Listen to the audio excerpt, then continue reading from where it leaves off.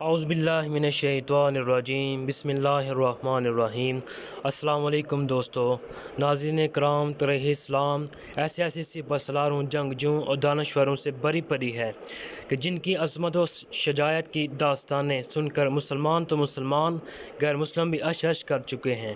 تاریخ اسلام میں خلافت عباسیہ اور خلافت عثمانیہ وہ عظیم دور رہے جن میں اسلام تیزی سے پھیلا۔ لہٰذا آج کی اس ویڈیو میں ہم آپ کو سلطنت عثمانیہ کے ایسے کردار کی حقیقت بتائیں گے جس نے اسلام کے نام پر کئی جنگیں لڑیں اور لاکھوں کافروں کو جہنم واصل کیا۔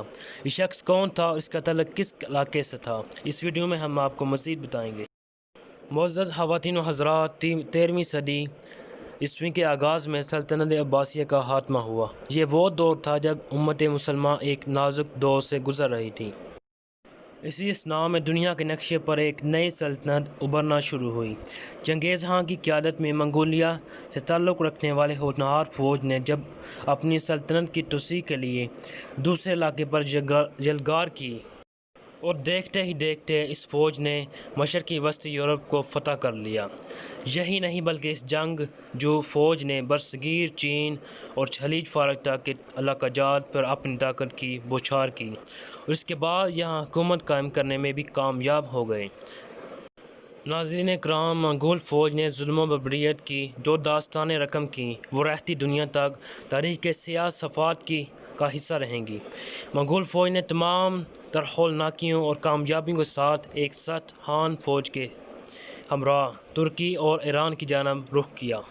تو یہاں آ کر انہوں نے دیکھا کہ ترک قبائل خیمہ بستیوں میں تقسیم ہو چکے ہیں۔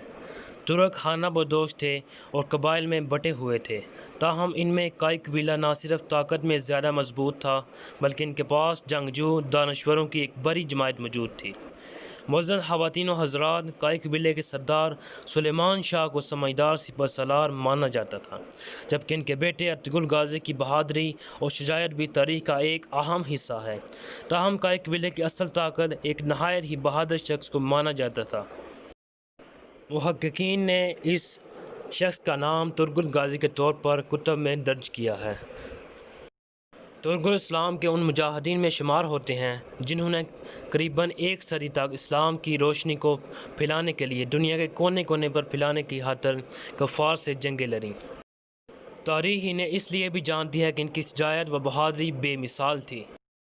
اس کے علاوہ تاریخ میں لکھا ہے کہ ارطغرل غازی اتنے بہادر تھے کہ اکیلے 20 آدمیوں سے لڑ سکتے تھے، اور اگر ان کی آنکھوں پر پٹی بندھی ہوتی تو پھر بھی بخوبی لڑتے تھے۔ ناظرین کرام، اردو زبان کی تاریخی کتب کے اندر ان کو نورگل کے نام سے موصوف کیا جاتا ہے۔ ارطغرل غازی انتہائی خوبصورت اور کریل جوان ہوا کرتے تھے، جبکہ اس بہادر جنگجو نے میدان کارزار میں جرأت کی وہ شاہیں قائم کی ہیں جنہیں دیکھ کر ہر مسلمان میں جہاد کا جذبہ جاگ اٹھتا ہے اور اس کا دل چاہتا ہے کہ وہ بھی اس نام کے اس عظیم مجاہد کے نقش قدم پر چلتے ہوئے اپنے دین کی خدمت کرے۔ خواتین و حضرات، کلہاڑی سے جنگ کرنے والے اس عظیم جانباز کا قیمتی اور نایاب ہتھیار آج بھی ترکی کے ملٹری عجائب گھر میں موجود ہے اور ہزاروں لوگ اس کلہاڑی کو دیکھنے عجائب گھر جاتے ہیں۔ ارطغرل غازی کو کلہاڑی چلانے والا ماہر جنگجو مانا جاتا تھا، اور آپ کو یہ جان کر حیرانی ہوگی کہ ارطغرل غازی کے ہتھیار کو قدیمی جنگوں کے سب سے مضبوط ہتھیار میں پہلا نمبر دیا جاتا ہے۔ کہا جاتا ہے کہ ارطغرل غازی کی وفات کے بعد ارطغرل غازی کے بیٹے عثمان غازی کا ساتھ دیا نورگل نے، لہذا سلطنت عثمانیہ کی پہلی جنگ میں آپ عثمان غازی کے ساتھ رہے، لیکن 1299 میں عثمان غازی ارطغرل غازی کو اناگول فتح کرنے کے لیے بھیجا۔ آپ نے اناگول کو فتح کیا اور 36 سال تک اس تاریخی شہر کے گورنر رہے۔ معزز دوستو، ارطغرل غازی کا اشتعال بھی ایک مشہور جنگ کے دوران ہوا۔ انہوں نے 126 سال کی طویل عمر پائی، چنانچہ ان کی وفات کے بعد وفادار دوست اپنے وفادار دوست ارطغرل غازی کے مقبرے میں غازی کے دامن میں دفن کیا گیا، لیکن پھر کسی اہم وجہ کی بنا پر ان کی لاش بعد ازاں اینیول شہر منتقل کیا گیا جو سب سے پہلے ارطغرل غازی نے فتح کیا تھا۔ دوستو آخر میں دعا ہے کہ اللہ پاک اسلام کے مجاہدین کو جنت الفردوس میں اعلیٰ مقام عطا فرمائے اور امت مسلمہ کو ان کے نقش قدم پر چلنے کی توفیق عطا فرمائے، آمین ثم آمین۔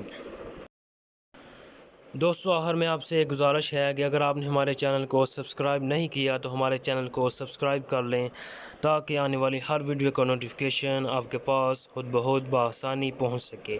Thank you very much.